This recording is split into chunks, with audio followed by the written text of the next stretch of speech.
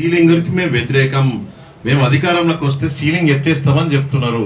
వాళ్ళు ఇంకా ఎంత దూరం వెళ్ళారంటే సైన్యంలో కూడా బీసీ ఎస్సీ ఎస్టీలకు అన్యాయం జరుగుతుందని చెప్పారు. సైన్యం అవసరం లేదు, సైన్యానికి వదిలేద్దాం మనం, ఎందుకంటే వాళ్ళు ఇండిపెండెంట్గా యాక్ట్ చేస్తారు కాబట్టి అది ఒక సపరేట్ వ్యవస్థ. ఫస్ట్ ఇక్కడ సర్పంచ్లను చేద్దామని నేను అడుగుతున్నాను ఈ వేదిక ద్వారా. నేను సైన్యం పక్కన పెట్టు, సీలింగ్ పక్కన పెట్టి, చిన్న అంశం ఇది. కామారెడ్డి డిక్లరేషన్ అన్నది పెద్ద అంశం, అది దాన్ని తీసేస్తే మనం చాలా చిన్న అంశం. ఓన్లీ సర్పంచ్ రైతం మేము. ఒక విషయం మీకు చెప్తా, మీరు కుట్ర గమనించాలి.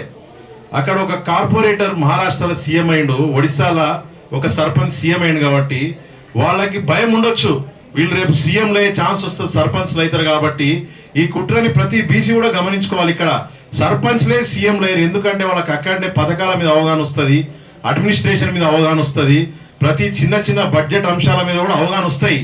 కాబట్టి మేము రేవంత్ రెడ్డి గారిని ఒకటే చెప్తున్నాం, మీరు పెద్ద మనసు చేసుకోండి, ఈ కులాలని మీరు సోదరులుగా భావించండి. రాజ్యాంగం ఏదైతే చెప్పిందో ఈడబ్ల్యూఎస్ రిజర్వేషన్ అప్పుడు సుప్రీంకోర్టే చెప్పింది.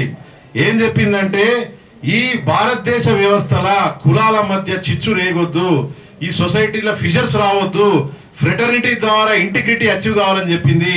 మేము ఈడబ్ల్యూఎస్ కి మద్దతు ఇస్తాము, అన్నిటికీ మద్దతు ఇస్తాం, మహిళా బిల్లు కూడా మద్దతు ఇస్తాం. అందులో మేము బీసీ వాటి అడగలేం.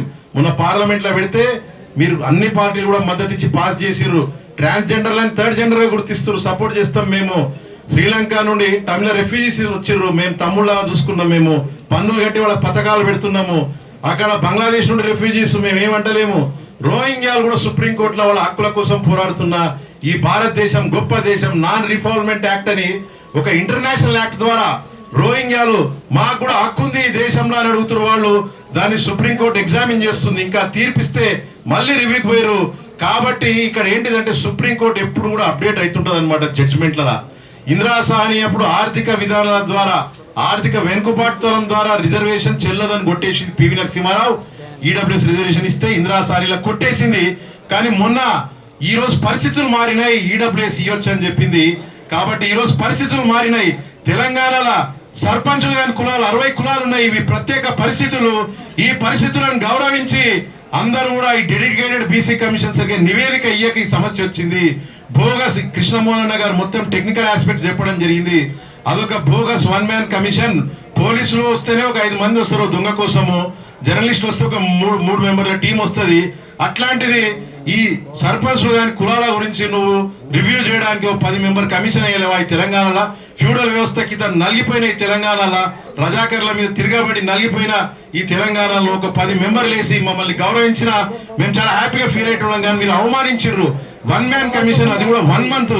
భారతదేశ చరిత్రలే ఇట్లాంటి అవమానం బీసీలకు జరగలేదు. కాబట్టి ఈ వేదిక ద్వారా నా ఉపన్యాసం ముగిస్తూ కృష్ణ ఒకటే చెప్తున్నాను, కార్యాచరణ ప్రకటించండి, వంట వార్పు చేయండి, రిలే దీక్షలు చేయండి.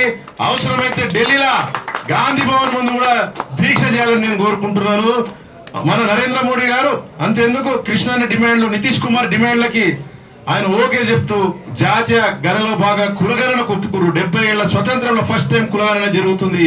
జాతీయ బీసీ కమిషన్ కూడా కృష్ణ లాంటి నాయకులు, ఇక్కడ రామకృష్ణ లాంటి నాయకులు, కృష్ణమోహన్ లాంటి నాయకులు పోయి మెమోరాండం ఇస్తే జాతీయ బీసీ కమిషన్ చట్టబద్ధత మిగిలిపోయింది. దేశంలో ఓన్లీ బీసీ ఎజెండా ఉంది. కాబట్టి ఈ ఎజెండాని కరెక్ట్ టైం వచ్చిందని చెప్తున్నా నేను కృష్ణకి.